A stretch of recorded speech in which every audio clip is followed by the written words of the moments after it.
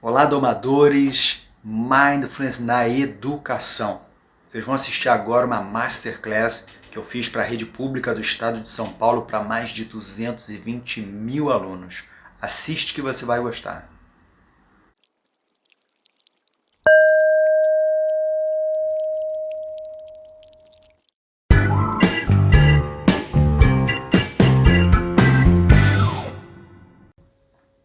Muito bem, sejam todos bem-vindos à nossa Masterclass. Como todos vocês sabem, esse é o momento em que a gente precisa reinventar as nossas práticas profissionais, as nossas práticas educacionais. É uma situação que exige de nós muita criatividade para exercer as nossas atividades. Temos um grande desafio de apoiar nossos estudantes das ETECs em seu desenvolvimento pessoal e profissional. E nesse contexto, o Centro Paula Souza pensou em algumas estratégias para que pudéssemos atender às necessidades dos nossos estudantes, às necessidades das nossas escolas de uma forma geral. E uma das estratégias pensadas foi a utilização das masterclasses, em que nós convidamos pessoas que são autoridades em seus assuntos para conversar um pouco com os nossos alunos, com as nossas escolas, para palestrar sobre esses assuntos que, a rigor, são assuntos transversais, que são de interesse de todos os cursos, independentemente do eixo tecnológico em que eles estão.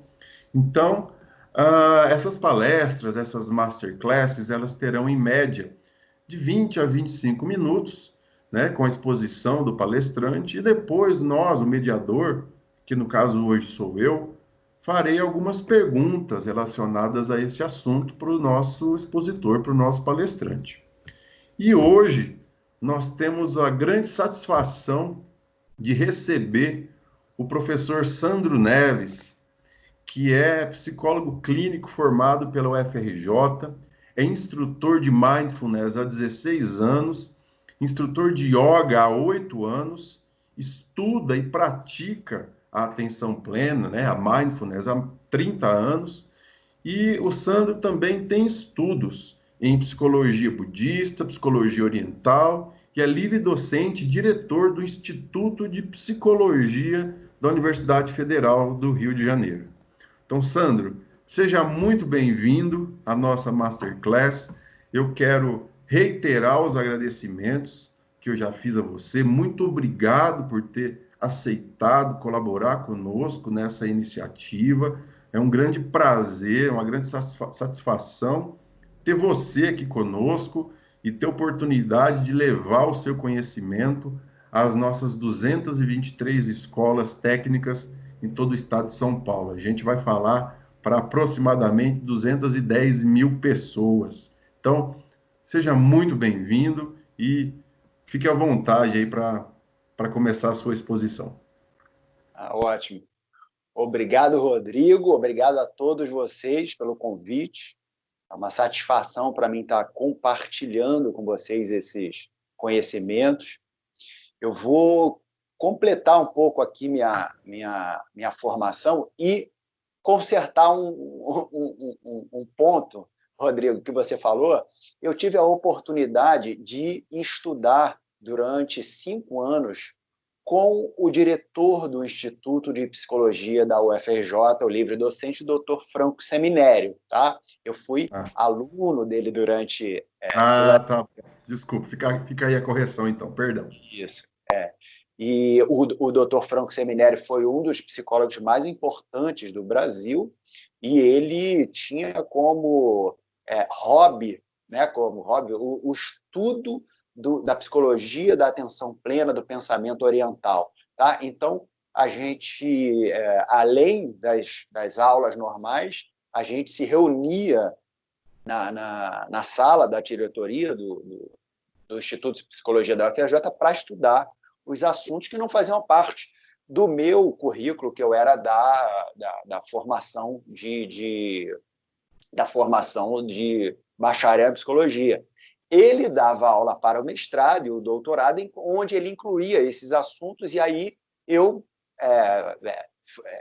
me convidei, né, e o professor e os alunos me aceitaram para participar desses estudos junto com eles, tanto no mestrado e doutorado, que era um assunto que eu já conhecia, porque antes da psicologia tradicional, eu já vinha de alguns anos do estudo da psicologia da atenção plena. Então, existe, né, na universidade, quando a gente chega, a gente começa a estudar de um determinado ponto, tá? É natural que tenha que se determinar um ponto para começar, só que dali para trás existe um estudo da psicologia que foi desenvolvida no outro lado do hemisfério, né, uma civilização mais antiga, e que todas elas falam da condição humana, então a gente tem aí bastante informação do lado de lá.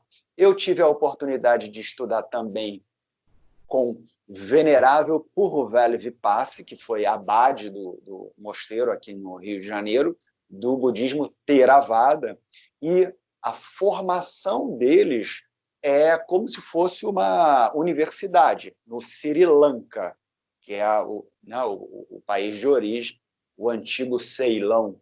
Então, eles têm a escola dos anciãos, onde eles entram desde menino e vão estudando, e quando eles terminam a formação deles, vamos dizer assim, psicologia budista, eles são monges, tá? E eles escolhem um lugar do mundo para irem compartilhar o conhecimento, e Venerável Vipassy veio para o Rio de Janeiro e eu tive a oportunidade de estudar com ele há alguns anos também. Eu apresentei Venerável ao Dr. Seminério, eles se conheceram, ele fez apresentações na UFRJ, então foi um ano, aí a gente está falando de 1998 até 2002, por aí, que foi um ano de bastante comunicação entre dois doutores, né, cada um especializado na sua psicologia, e eu ali que já havia estudando com os dois, tive assim, né, a alegria, a satisfação de estudar com os dois ali ao mesmo tempo. E depois eu continuei meus estudos. Então, e aí agora estou corrigindo aqui, estou ajustando aqui o meu currículo, né, de vida. Então, o que acontece é o seguinte, vamos lá, a gente está falando de um movimento mindfulness, que a gente cada vez está começando a escutar mais sobre esse assunto. É importante a gente dizer assim, mindfulness, no Brasil, a gente não traduz essa palavra, tá? Nos países que falam língua inglesa, mindfulness quer dizer atenção plena, tá? Atenção plena. Em português, a gente não está traduzindo, a gente acabou ficando com dois nomes. Tem a atenção plena e a mindfulness, que muitas pessoas não traduzem.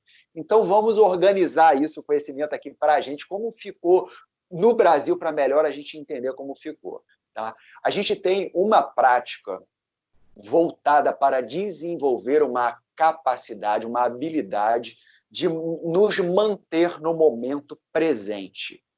Isso significa evitar que uma mente agitada fique projetando a gente para o futuro ou para o passado, ou tentando modificar situações reais com interpretações ou com a vontade que a gente gostaria que as coisas fossem diferentes. Então, a gente tem uma tendência de estar sempre fugindo da situação como ela realmente é.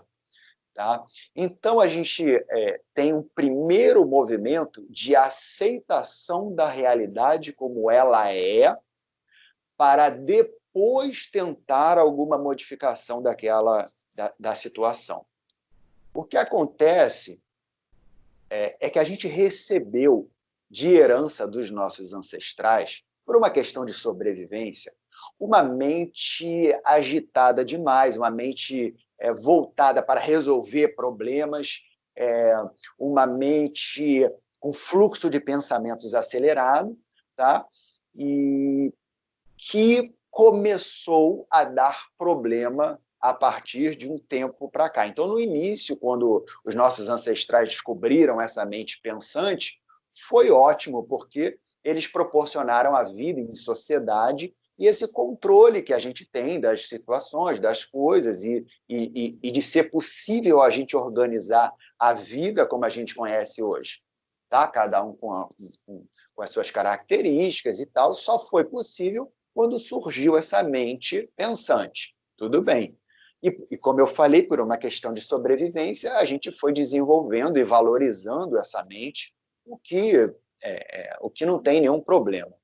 O que acontece é que a gente, durante essa história, a gente acabou desprezando uma outra função da nossa mente, que é uma função mais voltada para os sentidos, uma função mais voltada para entrar em contato com as coisas, com o sabor da comida, com as pessoas, porque esse contato ele envolve uma postura de atenção, de presença. Senão a gente não consegue entrar em contato, nem com as pessoas, nem com as coisas. Então, o que acontece é que essa mente ela foi pensante, né? Ela foi muito boa e ainda é muito boa, claro, a gente usa ela para produzir. Só que a partir de determinado momento da história da humanidade, ela começou a gerar muitos problemas, como ansiedade, como, além da gente tentar resolver problema, a gente passou a criar problemas com a imaginação, a aumentar problemas, a gente sem, eu não falei ainda, né? Mas sem contar que a mente ela interfere no funcionamento do corpo, nos sistemas do corpo. Ela interfere na digestão, ela interfere no sono, ela interfere no sistema imunológico. Então, não são só os problemas diretos, né, que a mente agitada causa, ela também causa uma modificação no funcionamento do corpo. Bastava eu falar só a ansiedade, que já seria um motivo suficiente para a gente voltar a atenção para a mente e aprender a lidar com ela. Então, o que acontece? Alguns séculos atrás, nasceu uma psicologia no Oriente com a proposta de conhecer a nossa mente, de fazer o homem aprender a lidar com ela e conseguir trabalhar tanto com a produção da mente, mas também tendo o lado do descanso e do contato, para que a gente pudesse ter uma vida tanto produtiva quanto feliz. Porque a gente não pode ter só um nem só o outro. Senão a gente, uma produção sem felicidade não faz sentido. E uma vida feliz sem produção também gera uma situação de escassez. Então, então os antigos eles atentaram para isso e formaram o método. Tá? O que acontece é que a gente está no Ocidente e a gente tem, vamos dizer assim, todo mundo tem um certo preconceito com pessoas vestidas de laranja, com turbante na cabeça, né? E religiões diferentes da que a gente está acostumado. E esse conhecimento ele foi abrigado, ele foi trazido ao longo do tempo por instituições religiosas. Então, a gente levou um tempo para conhecer esse conhecimento, tá? Pela própria barreira de quando a gente vai conhecer um lugar desse, a gente vê algumas figuras diferentes e, às vezes, a reação é sair, se afastar. Porém, esse método da atenção plena bem antigo, ele não tem nenhum conteúdo religioso, embora seja ensinado ao longo dos séculos dentro de instituições religiosas. Isso não é estranho para a gente. O que é estranho é a religião, porque nós estamos acostumados com instituições religiosas que dominam o conhecimento. A gente conhece várias escolas assim tradicionais, várias universidades, e a gente não estranha que sejam instituições de padres, de freiras ou evangélicas, enfim, porque são religiões cristãs que a gente está acostumado. A atenção plena ela vem dentro de instituições orientais. Então, houve uma demora na aceitação e no conhecimento dessas práticas. O que está acontecendo hoje é que, com a tecnologia e também com os níveis de ansiedade crescendo muito, houve um interesse e até uma urgência em se estudar maneiras de resolver esse problema da ansiedade e da depressão também no mundo. E os neurocientistas, aproveitando essa tecnologia nova com os aparelhos de neuroimagem, começaram a colocar no laboratório a prática da atenção plena. Normalmente começa pelos países que têm mais condição de financiar pesquisa, portanto, o movimento começou nos países de língua inglesa.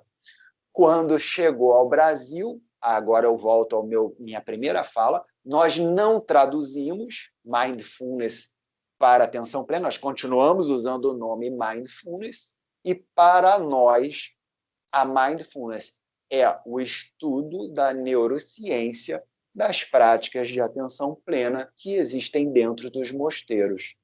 E só para finalizar e deixar claro, a mindfulness não tem conteúdo religioso e a prática da atenção plena dentro dos mosteiros também não tem.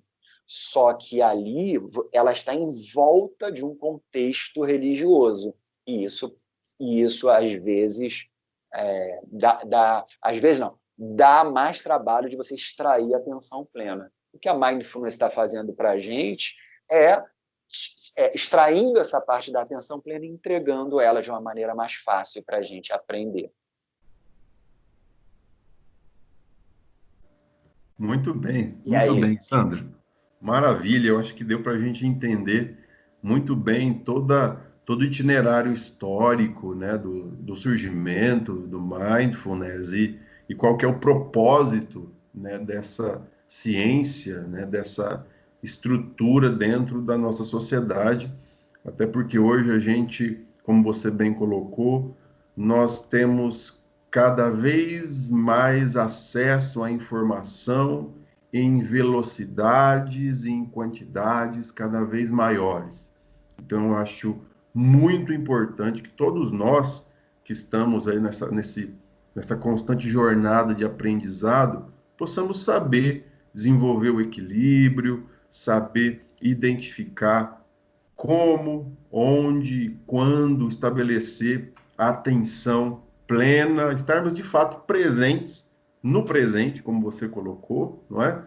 Para que a gente mantenha um equilíbrio que é físico, que é mental, que é psíquico, né? Então, eu queria te fazer algumas perguntas para a gente elucidar um pouquinho mais, né? Aí a gente poder nos aprofundarmos um pouco mais. Eu queria te perguntar, Sandro, qual a importância das práticas ou do mindfulness para o nosso aprendizado, já que a gente está falando para alunos, para a comunidade escolar, em que a gente está sempre aprendendo, o mindfulness, ele tem alguma importância para o aprendizado? Como é que é isso? Tem muita importância. Como eu falei, uma mente agitada, tá? Essa mente que a gente conhece bem, que fala dentro da nossa cabeça sem parar, que tem um fluxo de pensamentos incessantes, ela ela é como se fosse um lugar que já está cheio. Tá? Os pensamentos ele completa a nossa mente e deixa poucos lugares vazios. Ora, a utilidade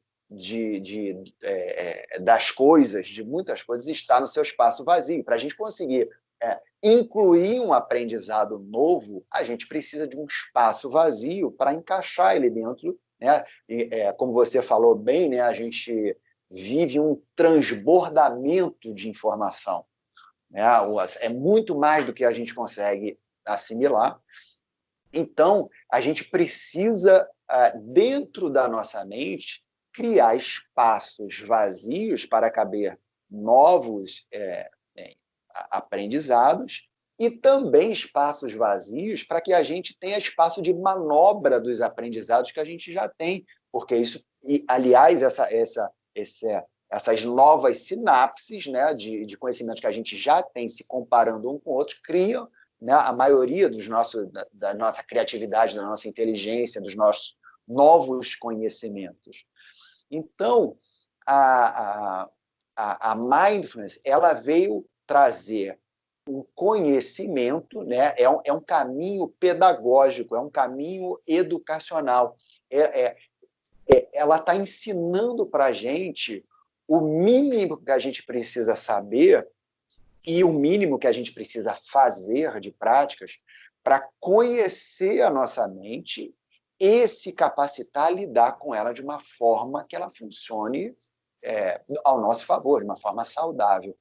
Eu comparo com essa tua pergunta foi boa, eu comparo essa situação com uma garagem. Imagina uma garagem que não tem mais vaga. Ela perdeu utilidade. Um copo que já está cheio, um caderno que já está completo. Ele acabou a sua utilidade ali. E uma mente que está cheia, ela dificilmente vai conseguir absorver um novo conhecimento. E quando uma garagem ela tem lá as vagas, a gente consegue encaixar ali, mas para encaixar um conhecimento, a gente precisa também do espaço de manobra. Tá? Isso vale para conhecimento e vale para relacionamentos também. Tá? Quando uma pessoa conhecer pessoas, escutar pessoas, aceitar novos pontos de vista, principalmente quando a gente já tem um formado, de ter um espaço para você deixar o seu ali seguro e receber um outro ponto de vista, para você entender o que o outro está falando, não precisa concordar com o que o outro está falando. Eu estou falando de escuta, de empatia, de, por exemplo, o professor ou o livro está ali oferecendo um conhecimento. Se for um aluno novo, ele vai ter facilidade, porque ele tem espaço vazio. Mas se a gente já tiver muito conhecimento, né, a gente sabe que tem uma barreira, uma certa... A gente já começa a mentalmente criticar e comparar. E isso não é bom para o aprendizado.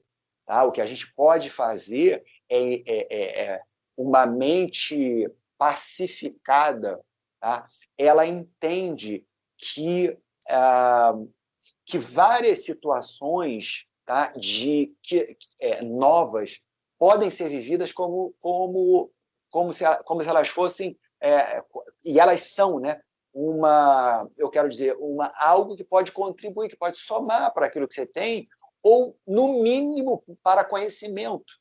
No mínimo. Tá? Eu conheci um ponto de vista novo, eu não concordo em nada com aquilo, mas eu fui capaz de entender o que o outro está falando, e isso é muito importante para esse, vamos dizer, para esse diálogo, né? dessa troca de conhecimentos. Uma outra influência que a mindfulness tem sobre o conhecimento, o aprendizado, é a questão do sono, de proporcionar um sono, porque a ansiedade ela diminui a nossa qualidade de sono. E a gente já sabe que para novos aprendizados a gente precisa de um sono tranquilo antes e um sono tranquilo depois, minimamente tranquilo. Então, uma mente agitada, que é o que a maioria das pessoas estão vivendo, ou quase todo mundo está vivendo, ela tem a tendência de estar preparada para uma ameaça. Aliás, esse é o pensamento por trás da ansiedade. Existe uma ameaça do lado de fora em que eu preciso me preparar. A ameaça de perder a hora, a ameaça de não ter dinheiro para assumir os compromissos, a ameaça de não... até de coisa boa, né? Se a gente for fazer uma viagem, uma ótima viagem, a gente entra em ansiedade com qual é a ameaça de perder a hora do avião, a gente tem a ameaça de não tirar uma boa nota na prova, de não passar no tal concurso, enfim. Quando essa mente está agitada, ela coloca o corpo todo num estado de alerta. Tá? E a gente não pode viver nesse estado de alerta. O estado de alerta ele faz parte de uma vida saudável quando ele vem e vai embora. Só que com esse fluxo de pensamentos incessantes, ele vem, a gente abriga ele e a gente continua alimentando, né? A maioria das preocupações pelas quais a gente sofre sequer vai ter uma contrapartida no mundo real, ou mesmo se tiver, sequer a ameaça vai acontecer, e, no entanto, a gente passa muito tempo preocupado, né? Então, eu trabalho aqui no Rio de Janeiro com alguns colégios tradicionais, tá? E as crianças têm, as crianças que vão fazer o Enem, já são adultos, né?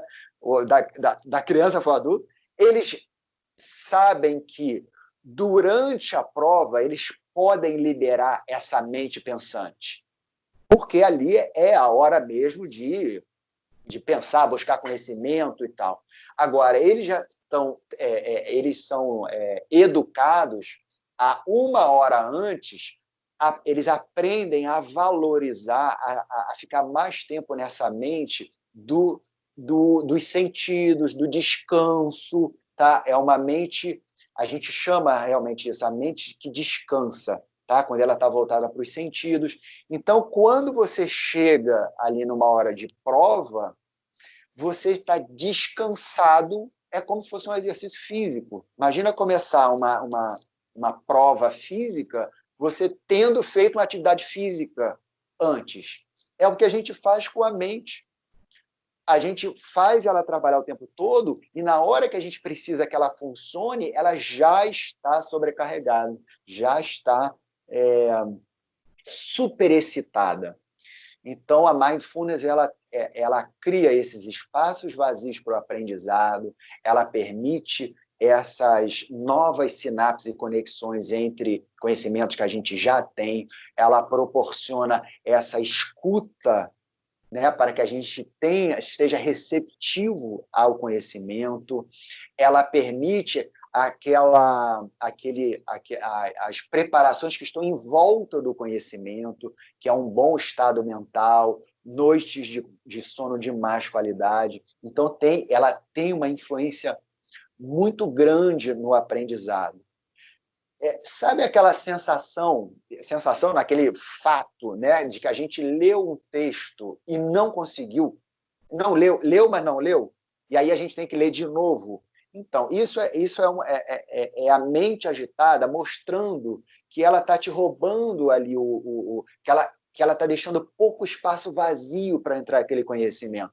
Aí a gente lê, percebe que não absorveu nenhum conhecimento, aí tem que ler de novo e talvez tenha que ler uma terceira vez. Eu recebi só para finalizar, eu recebi um período, um grupo de alunos e até um professor da Emerge que estuda para concurso de juiz, né, para formação de juiz. E a ideia deles era exatamente essa. Numa preparação de um estudo ao longo prazo, se eles puderem reter mais informação numa leitura, eles vão encurtar o tempo de preparação que leva anos para muito menos tempo. Se em cada leitura, em vez de ter que ler 3 vezes, você lê uma, né, de forma geral, você está encurtando em 1/3 o tempo de preparação. E isso conta para, agora sim, as crianças que eu falei, né? As crianças, quando elas chegam para a Mind, elas estão com o dia lotado e elas precisam otimizar o tempo. E, de preferência, elas diminuírem o tempo de estudo dela e aumentarem o tempo de retenção. Para isso, a gente coloca as práticas de mindfulness para elas exatamente terem essa maior facilidade de reter informação. Maravilha, Sandro. Eu acho que ficou claríssima a importância dessa prática, a importância de cada vez mais nós nos apropriarmos dessas ferramentas e sabermos.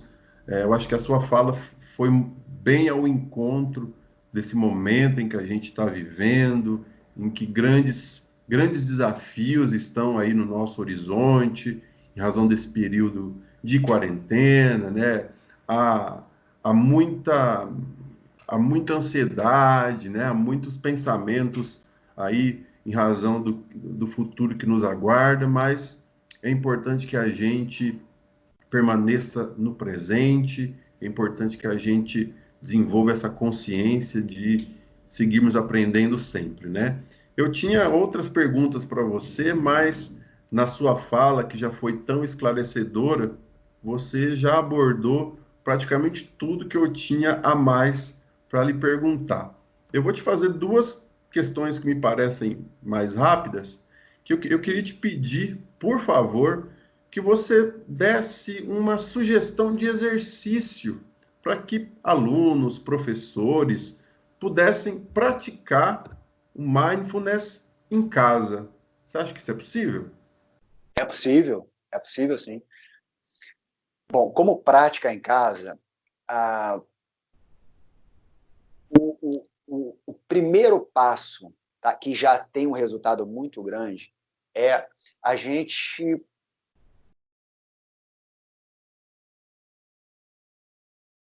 tempo nos sentidos, tá? E aí a gente vai lembrar dos 5 sentidos: tato, paladar, olfato, visão e audição.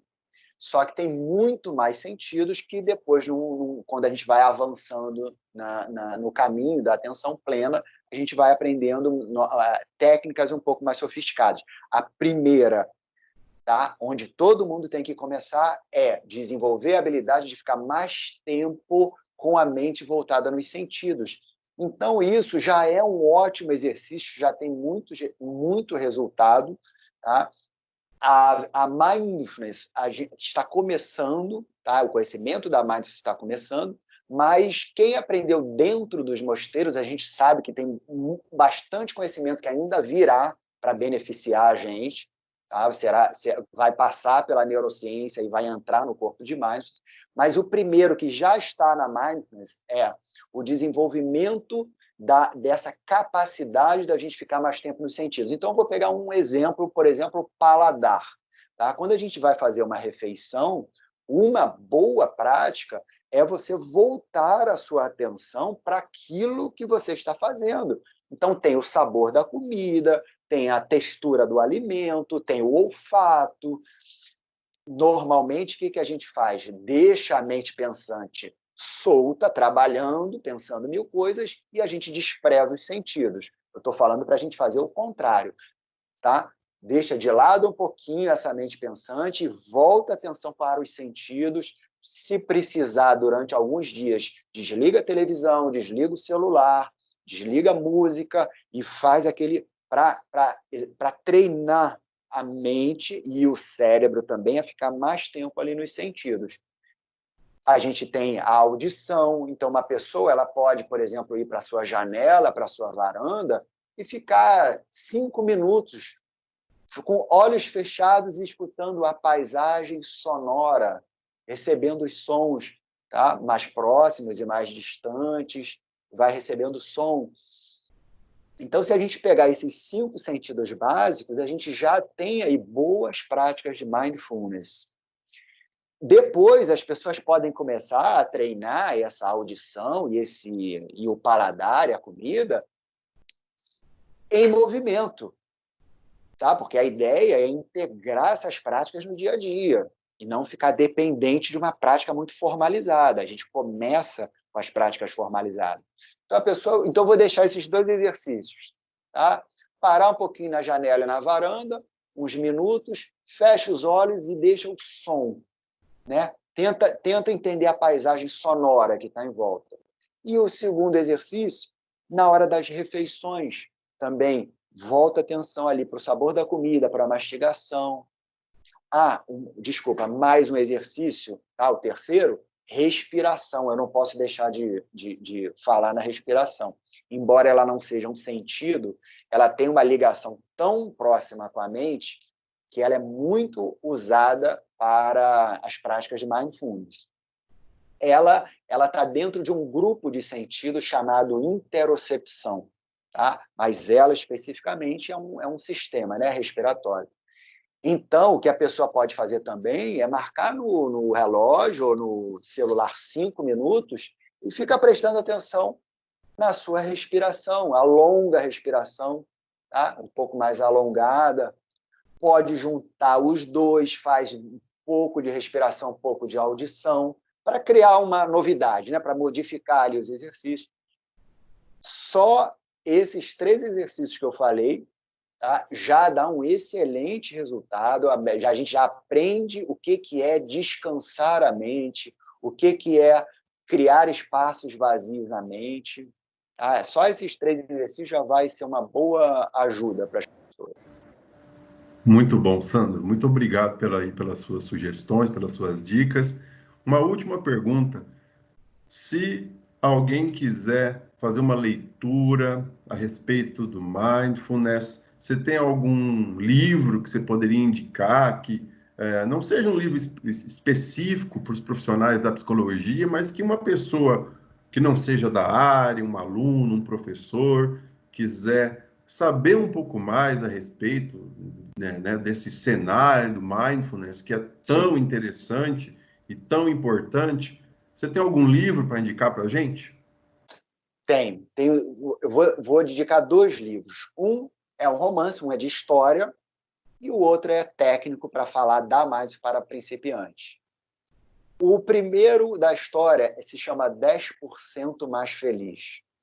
É a história de um repórter conhecido, americano, que teve um ataque de pânico em frente de milhões de pessoas, e aí ele conta como que ele vai descobrir a mindfulness, a meditação, e ele fala dos preconceitos. É muito, muito bem escrito, é um livro que dá para ler aí 1, 2 dias, Eu e é bem conheço. agradável. Conhece? É bom? Gostou? Muito Muito, bom, né? muito, muito, muito bom. E o segundo livro é Atenção Plena para Principiantes, do Jon Kabat-Zinn. Tá? Olha, tem outro livro com o mesmo nome que não é do Jon Kabat-Zinn. Então, é Atenção Plena para Iniciantes ou Mindfulness para Iniciantes, do Jon Kabat-Zinn. Ele é um médico pioneiro. Tá?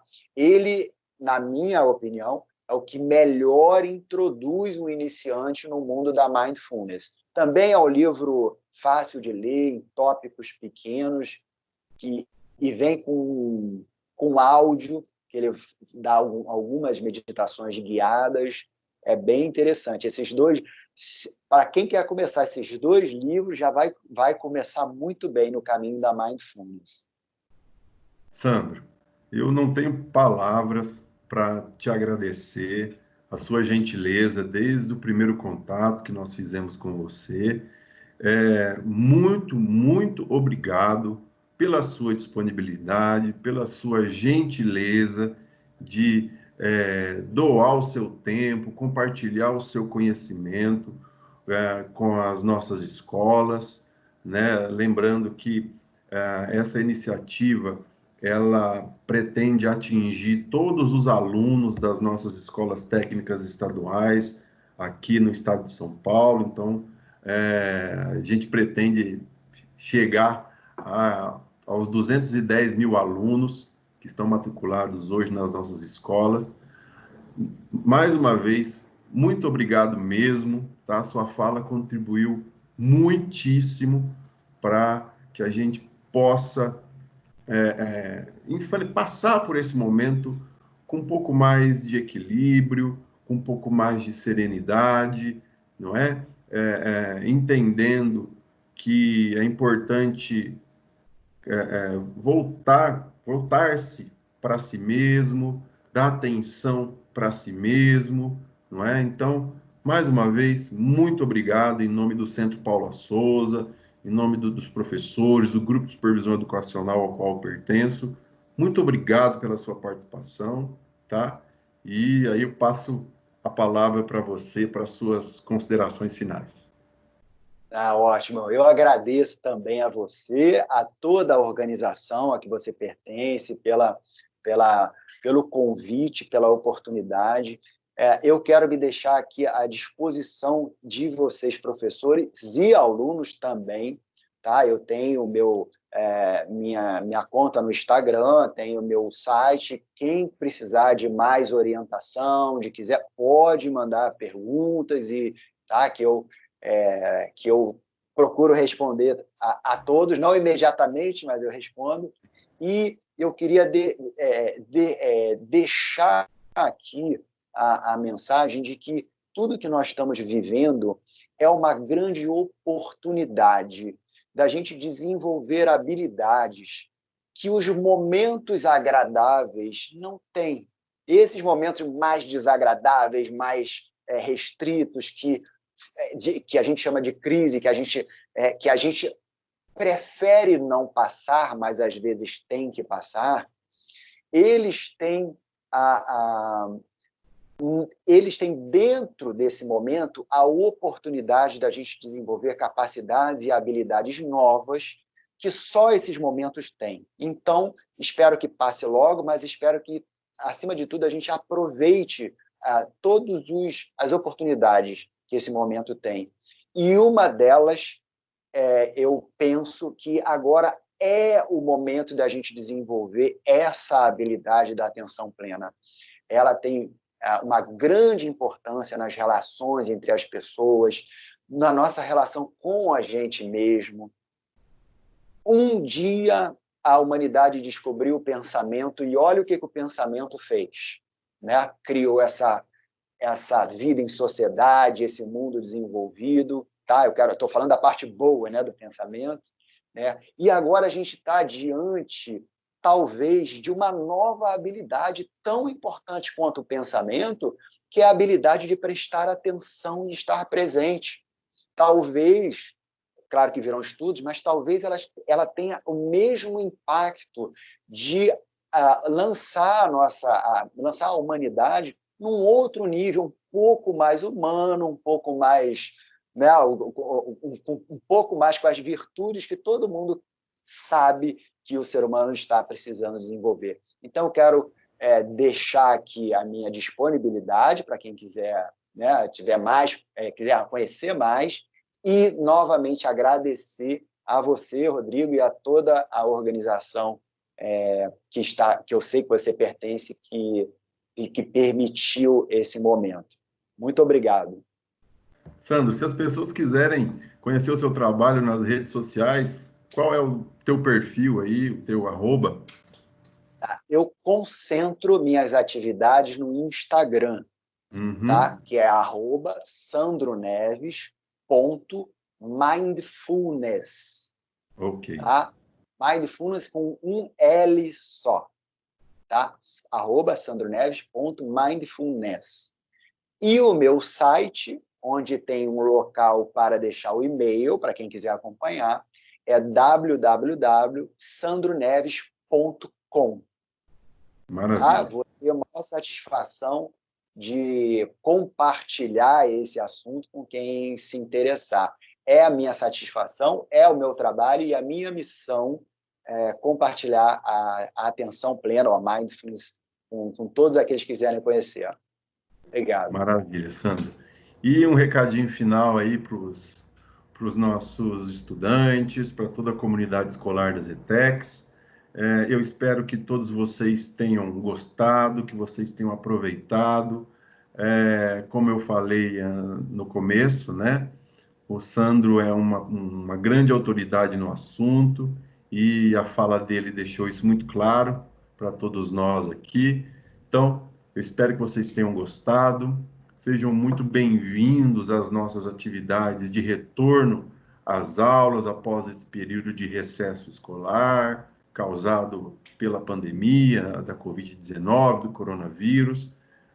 Nós vamos passar por esse momento, aí eu não tenho dúvida nenhuma, e os ótimos aprendizados ficarão, tá? E eu não tenho dúvida de que essa aula fará parte de todos esses novos aprendizados que nós adquirimos neste momento, tá bom? Um grande abraço para todos vocês e a gente se vê na próxima Masterclass.